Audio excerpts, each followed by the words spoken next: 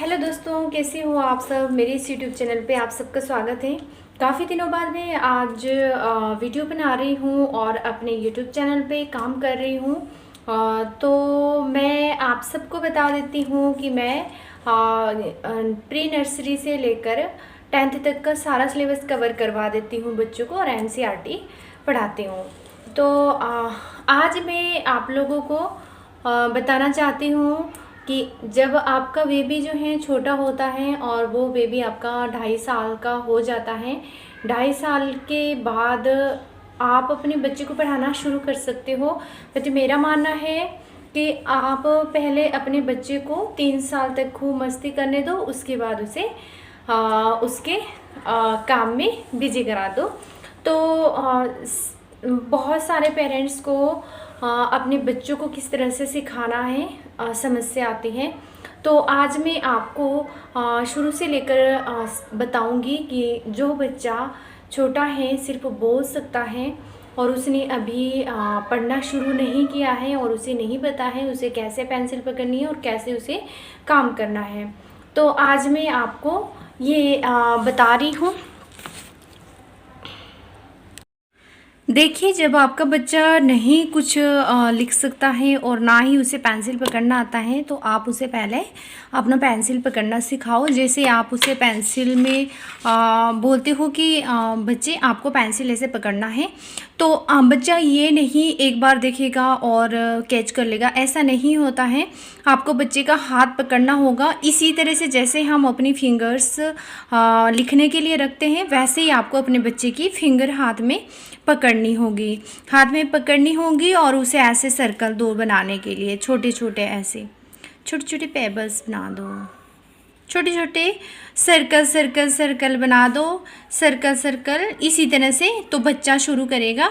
या फिर आपका बच्चा नहीं सीख पा रहा है, ये भी गोल नहीं बना पा रहा है, तो सबसे पहले तो आपको ऐसे नहीं करवाना है बच्चे को। बहुत सारे जो बच्चे होते हैं ना, बहुत सारे पेरेंट्स होते हैं, बच्चा ऐसे पेंसिल पकड़ रहा है तो वो ऐसे करने देते हैं। नहीं, आप सिर्फ बच्चे को इसी तरह से पेंसिल सिखाओ।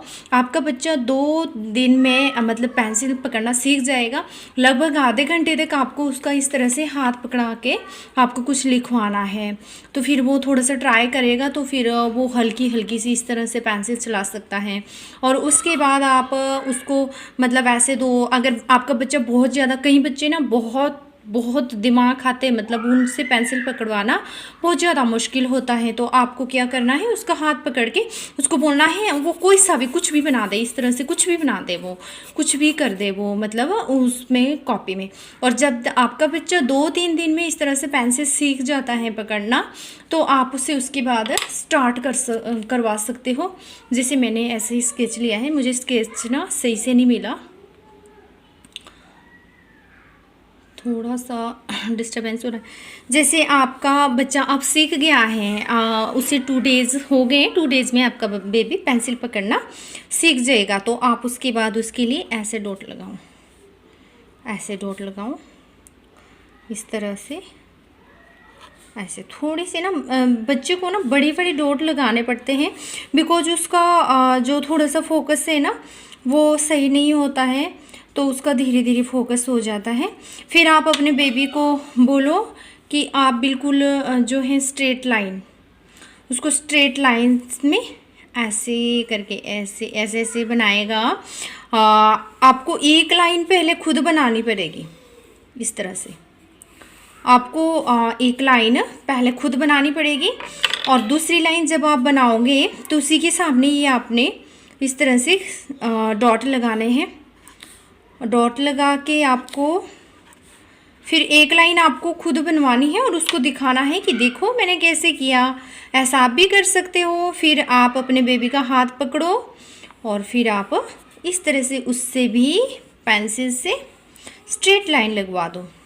ओके, और ये स्ट्रेट लाइन ना लगभग मेरे पास जो बेबी आते हैं ना, मतलब 3 साल का बच्चा होता है, कुछ बच्चे बहुत जल्दी सीख जाते हैं और कुछ बच्चे मतलब 2-3 दिन में बच्चा स्ट्रेट लाइन सीख जाता है।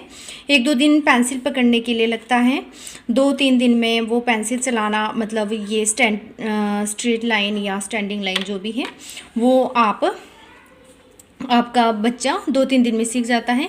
और कुछ बच्चे ना थोड़े से ज़्यादा शरारती और नोटी होते हैं, तो उन बच्चों को आप मतलब टाइम लगता है, 15-20 दिन भी लग सकते हैं सिर्फ स्ट्रेट लाइन लगाने में, ठीक है। बच्चा छोटा होता है, बच्चों को कभी भी अपने दिमाग से इस तरह से नहीं सोचना चाहिए कि आज इसने इतना ही किया, या कई बार बच्चों को ट्यूशन भी लगाते हैं ना, तो ऐसे सोचते हैं कि इतना ही सीखा अभी इसने, क्योंकि बच्चों के दिमाग पे अगर आप एकदम से सिखाओगे, बर्डन पड़ जाता है बच्चे पे। तो आप इस तरह से सारी स्टैंडिंग लाइन, मतलब एक एक पेज आप एक एक पेज, जैसे 3-in-1 कॉपी लेते हैं ना, 3-in-1 कॉपी में आप एक पेज मतलब 3 पेजेस आप उससे स्टैंडिंग लाइन के कराओ।